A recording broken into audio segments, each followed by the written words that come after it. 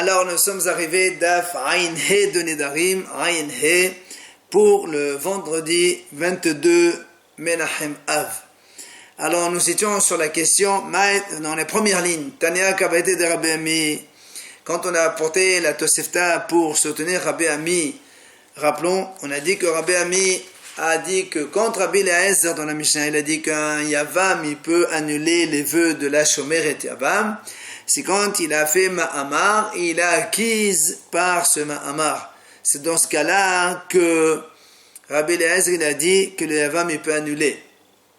Et on a apporté cette Tosefta avec les trois avis de Rabbi Eliezer, de Rabbi Yoshua et de Rabbi Akiva. Et on a dit cette Tosefta, elle soutient Tania, donc Tania Namihachi.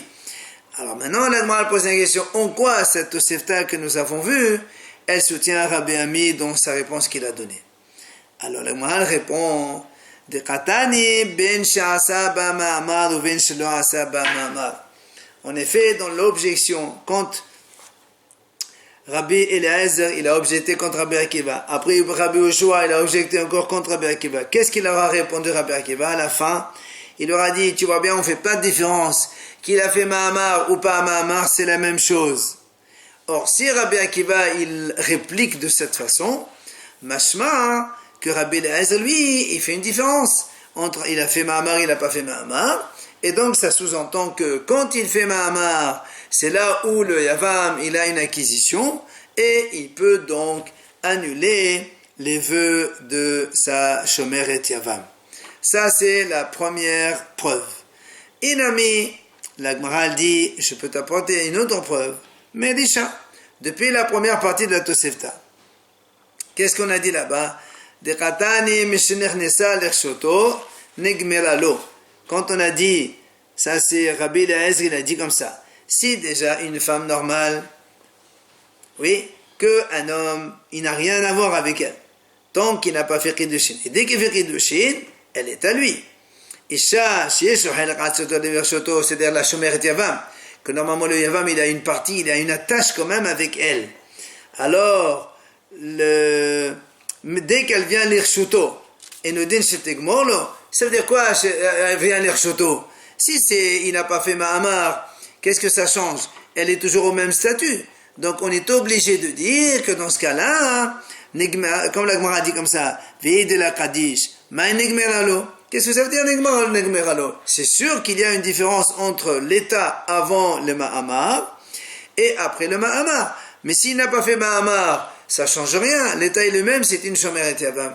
Donc tu vois bien que Rabbi Eliezer, il parle bien de Nigmeralo dans le sens où le Yavam, il a fait Ma'ama, c'est-à-dire il a été Mekadesh et Shomer et Yavam, et c'est pour cette raison que là on a une preuve qu'il s'agit bien que le Yavam a fait Ma'amar.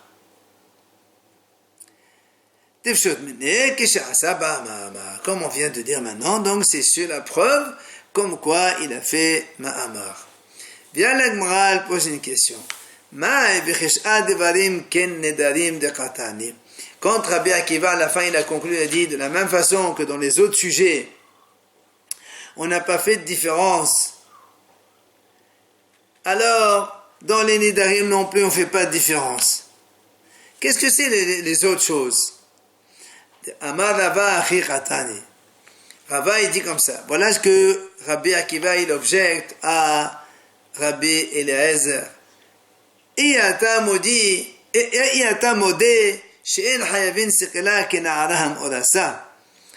n'es pas d'accord qu'il n'est pas hayav skila comme la na'aram orasa. C'est-à-dire que toi tu me dis de la même façon qu'une jeune fille, au début il n'avait rien avec elle, maintenant il a fiancé, la même chose avec Ivama, au début il n'avait rien, maintenant qu'il a fait Ma'amar, elle est à lui.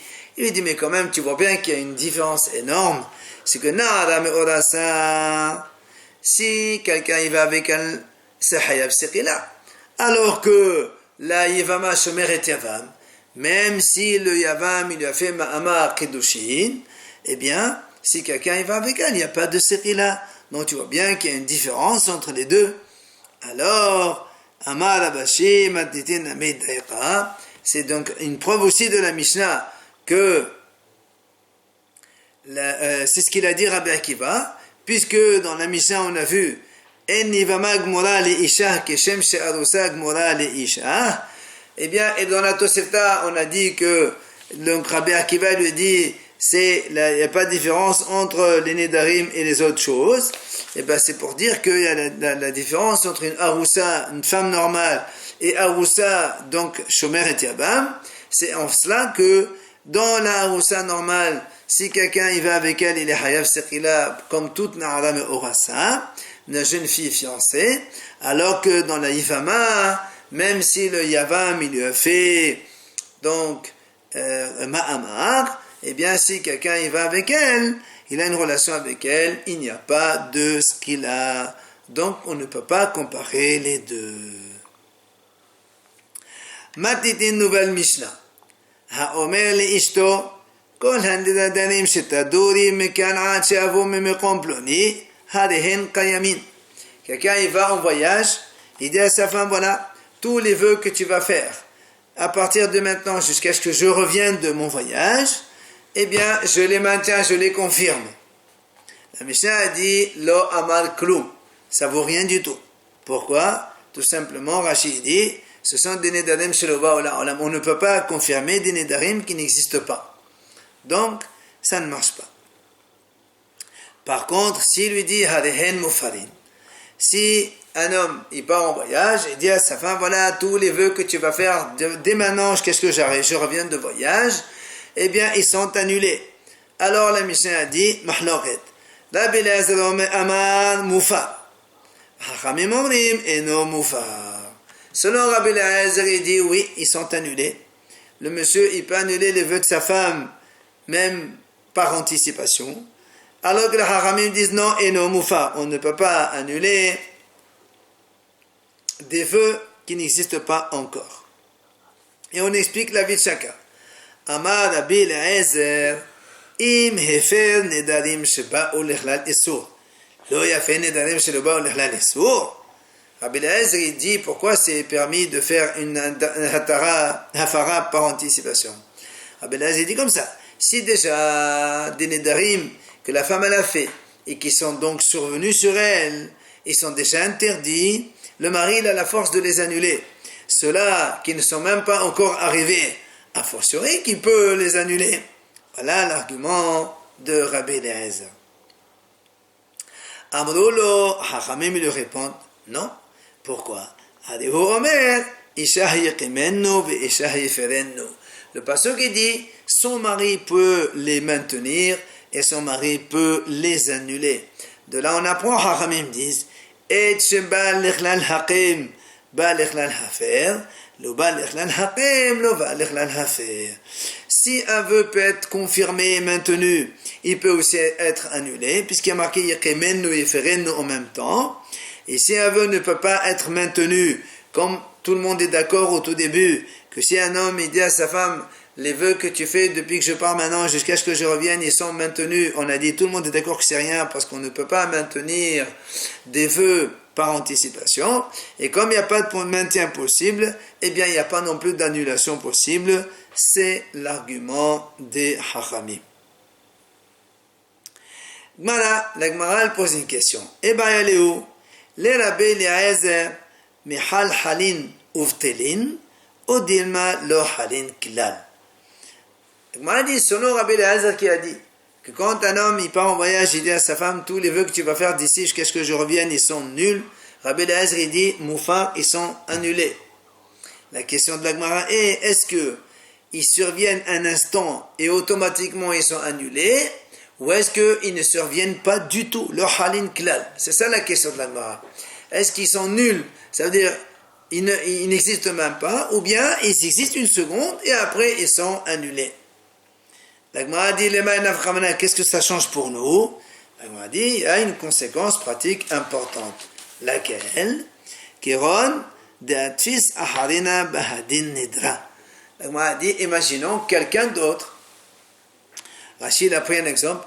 Imaginons, la femme, elle a dit, elle a fait un neder, elle veut être nazir. Et un autre monsieur, il entend, il a dit, moi aussi, je veux comme elle. Alors maintenant, évidemment, c'est là la conséquence. Si tu dis que le vœu, il réside une seconde après il est annulé, automatiquement le monsieur qui a entendu qu'il a dit moi je suis comme elle, alors il est nazir. Mais si tu dis que le vœu il n'est pas hal du tout, il ne survient pas du tout, dans ces cas-là, même chez l'autre aussi, il ne survient pas du tout. C'est ce que la Gemara dit. Et amrat halin, si tu dis que les vœux surviennent, haviat chisota, donc le vœu de l'autre, il est aussi valable. Et amrat la halin, mais si tu dis que le vœu ne marche pas, il n'existe même pas, alors là, ikamasasha, il n'y a rien du tout chez l'autre non plus. Donc, la question est, est-ce que, quand le mari il fait une annulation par anticipation, est-ce qu'il y a existence d'une seconde du vœu et après il est annulé, ou est-ce que le vœu n'a jamais existé? Maï, c'est ce que la Gemara pose comme question. Tashema, on va répondre. Amar Rabbi Eliezer, il a dit Rabbi Eliezer, im hefer nedarim sheba'u lechlal isur, lo yafer nedarim shelo ba'u lechlal isur, shema mina lo halin. On a vu dans la Mishnah, quand Rabbi Eliezer il a argumenté comment on peut annuler des vœux par anticipation. Il a dit comme ça, Rabbi Eliezer. Si déjà un homme, il peut annuler des vœux qui sont déjà survenus, c'est-à-dire qu'ils sont ba'ul ichlal sour, que la femme s'est interdite, et donc l'interdiction a déjà eu lieu. Alors il ne peut pas annuler des vœux qui n'ont pas encore lieu. Alors n'est-ce pas qu'on parle qui n'ont pas encore lieu? Ça veut dire shmamena lo halin. Donc de là tu as la preuve que Rabbi Eliezer parle qu'il peut annuler des vœux, et donc le halin, ils ne surviennent même pas du tout. Alors, la Gemara repousse cette réponse. Elle dit non. Mais katani she'enan ba'in, shelo ba'u katani adain lo ba'u. La Gemara dit pourquoi il n'y a pas marqué she'enan ba'in qui vont pas arriver à. Il y a marqué ils sont pas encore venus. Ils sont pas encore venus, mais ils vont venir. Ils vont venir une seconde, ils vont partir.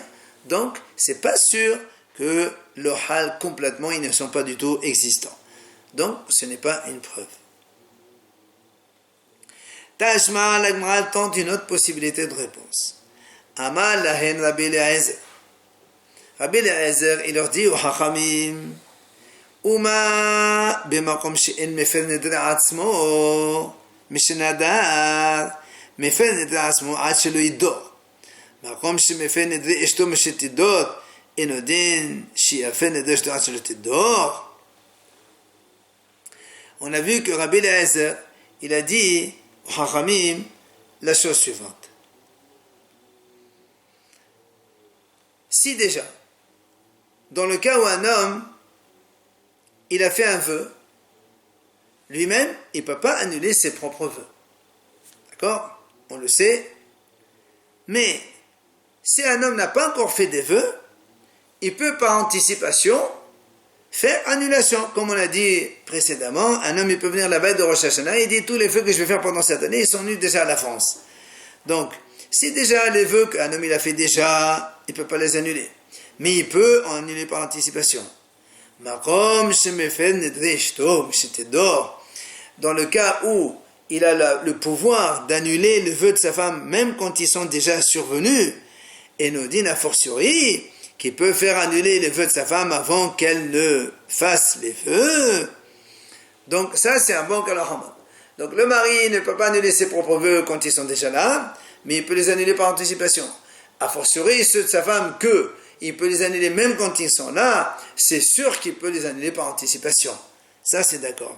Anaragma dit, Maï, l'avdishto de miadile, n'est-ce pas que les vœux de sa femme dont on parle, ils sont comparés à ses propres vœux à lui.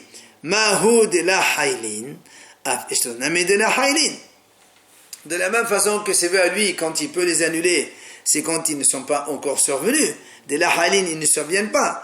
Afishtonami de la haylin. Donc la femme aussi, c'est pareil. On parle bien des vœux que la haylin qui n'existeront pas. Donc on ne peut pas dire ici qu'ils ont existé une seconde et après ils vont partir. Non. De la même façon que pour lui, quand il dit depuis Rosh Hashanah, le halin, ils ne surviennent, ils ne sont pas annulés. Donc, il n'y a pas d'existence de ces vœux-là. Alors, pour sa femme aussi, c'est la même chose. Et donc, ça répond à notre question. Comme quoi, le halin mamash, les vœux qui sont annulés, ils ne sont pas donc existants du tout. Vient la Gemara repousse cette réponse. Elle dit non. Hakit ita, vehakit ita. je peux te répondre, pas du tout. Ça, c'est comme ça, et ça, c'est comme ça. C'est-à-dire, pour le mari, effectivement, c'est des vœux qui n'existent pas du tout. Mais pour la femme, peut-être qu'on parle aussi de vœux qui existent et qui peuvent annuler. Et donc, c'est pas sûr que l'homme, quand il annule les vœux de sa femme, ça veut dire lo halin mamash, donc qui ne existe pas du tout. Tashema, la Gemara ramène encore une autre possibilité de réponse. Amroulou le Rabbi Eliezer, on lui a dit Rabbi Eliezer, Uma mikve shemalet hatim'in metum'atan, in masir ala tehodin min litameh.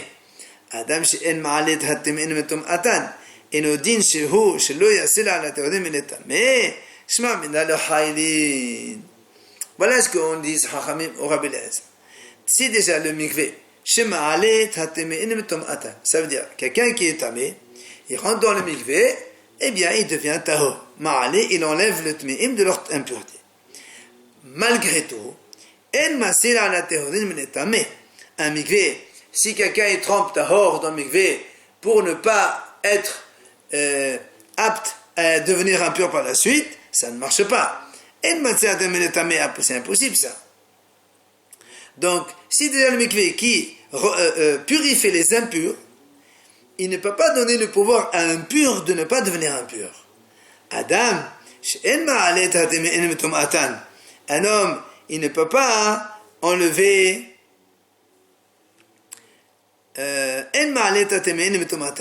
et un homme ne peut pas purifier quelque chose qui est tamé. A fortiori, c'est sûr qu'il ne peut pas sauver les purs de ne pas devenir impurs. Le haïlin, ils ne surviennent pas du tout. Alors, ça veut dire que le mikvé, quand il y a quelqu'un qui est impur, il rentre, il devient pur. Pourtant, quand quelqu'un il est pur, il ne peut pas devenir ne pas devenir impur, c'est pas possible ça. Mais un homme, il dit Rashi, il explique, par exemple, un homme, lorsqu'il avale une bague, une bague qui est impure, il avale et puis il la sort de l'autre côté. On va pas dire, comme elle fait pas, c'est les excréments, ils sont tahor, impossible. Quelque chose qui est tamé, elle est entrée, tamé, elle est sortie. A fortiori que il ne peut pas protéger quelqu'un de tahor de ne pas devenir tamé, c'est pas possible. C'est-à-dire que s'il a avalé une tabac tehora cette fois-ci, une bague pure, eh bien même elle sort de l'autre côté, tu peux pas dire non, si elle sort elle peut pas devenir impure, c'est impossible, parce que les excréments ils ne prennent pas l'impureté. La même chose ici aussi, on va pas dire ça. Shma mina, qu'est-ce qu'on déduit de là? Le haïlin, c'est-à-dire les vœux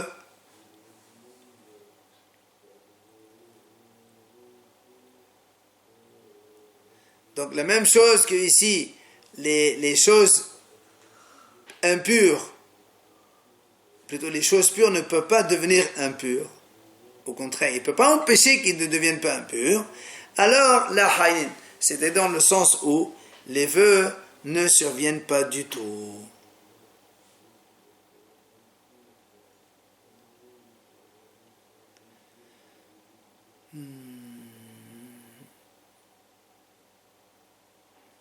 C'est ça, en fait, de la même façon que le mikvé, il permet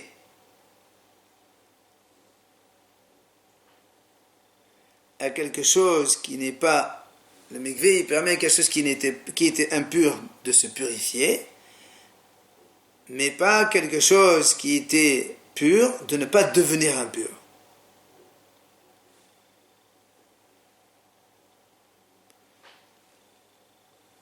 On reviendra sur ça.